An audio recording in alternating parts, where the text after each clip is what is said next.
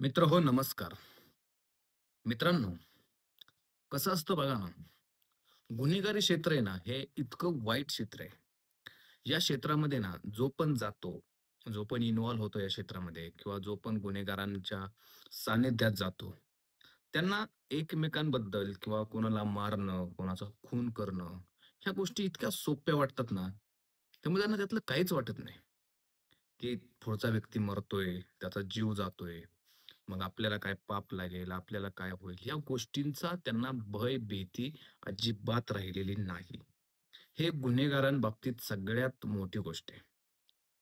मित्रांनो, हे सांगण्याचं कारण एकच आहे, की ज्या संतोष देशमुख हत्याकांड प्रकरणामध्ये जे गुन्हेगार होते, त्यातले बऱ्यापैकी गुन्हेगार सापडले, त्यांना मौका लागला.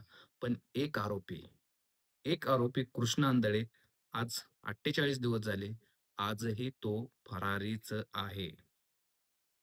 तो आजही कुठल्याही पोलिसांना, सी-आय-डीला, एस-आय-टीला कोणाच्याही नजरेत माणसांना सगळीकडे बक्षीस जाहीर केल्यानंतर, वॉन्टेड आहे असं सांगितल्यानंतर लोकांना जो सांगेल त्याला बक्षीस जाहीर केल्यानंतर सुद्धा जर कृष्ण आंधळे सापडत नसेल, तर कृष्ण आंधळेचा 100% गेम ओव्हर झालेला आहे. हे मी म्हणत नाही.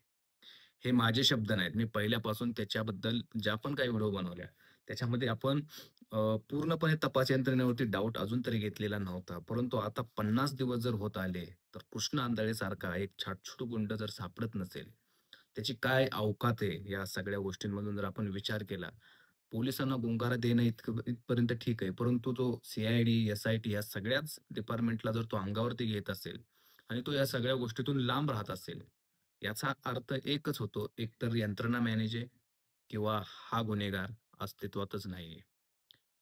काय विषय आणि कशा संदर्भात हा विषय आहे, हे आपण पुढच्या 5 मिनिटात पाहूया.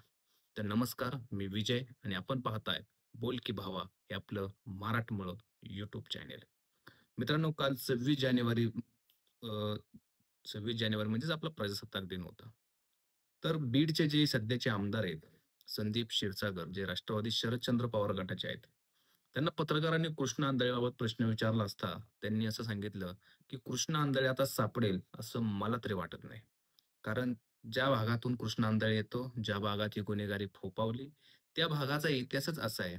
एकाला पुढे जायचं असेल, तर त्या एकाला मागं ओढलं जातं. बरं, ते नुसतं ओढण्यापुरतं नसतं, तर त्याला खाली गाडलं सुद्धा जाऊ शकतं. इथपर्यंतचा तो इतका भयानक इतिहास आहे.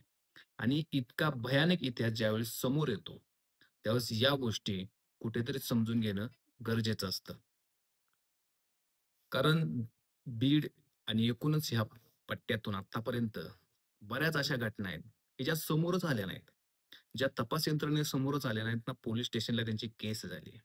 असे अनेक मृतदेह जवळ-जवळ 108 ते 110 मृतदेह असे होते, जे बेवारस घोषित करण्यात आले. त्यातच कृष्ण आंधळेचा सुद्धा सहभाग आहे का? हा मोठा डाऊट घेतला जातोय.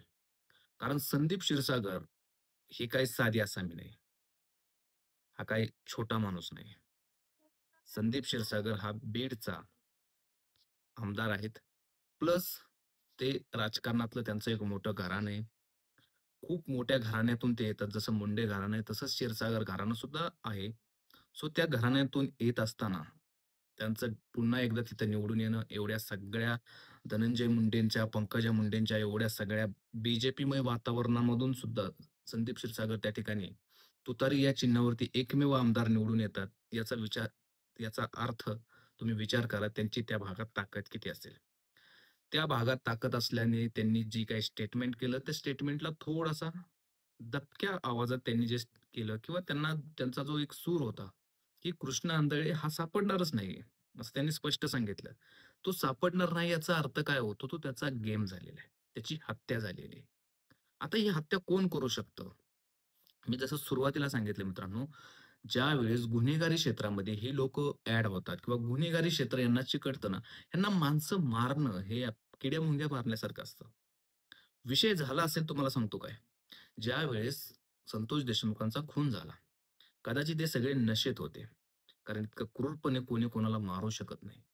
एका गोळीच्या वर कोण कोणावरती एक चापड जरी मारली तर दुसरी मारायला त्याला थोडी का होईना तरी ही वाटते. परंतु त्यावेळेस हे कार्यकर्ते सगळे नशेमध्ये होते. एक तर यांनी ड्रग्स घेतलं असावं, यांनी एकतर दारू पिलेली असेल किंवा असं काहीतरी सेवन केलेलं असेल, की ज्याच्यामुळं काय आपण करतोय याचं भानच त्यांना राहिलं नाही पाहिजे. आणि हे करत असल्यानंतर ज्यावेळेस ह्यांच्या हातून ही सगळी मोठी घटना त्या ठिकाणी घडते, तिथून ते पलायन करतात.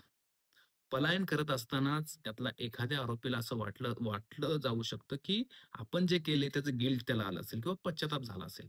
तो असेल कृष्ण आंधळे.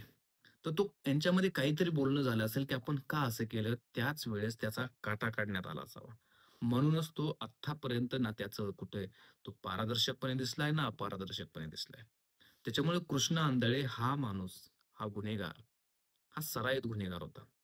तो गेले 4 वर्ष तो फरारीच होता.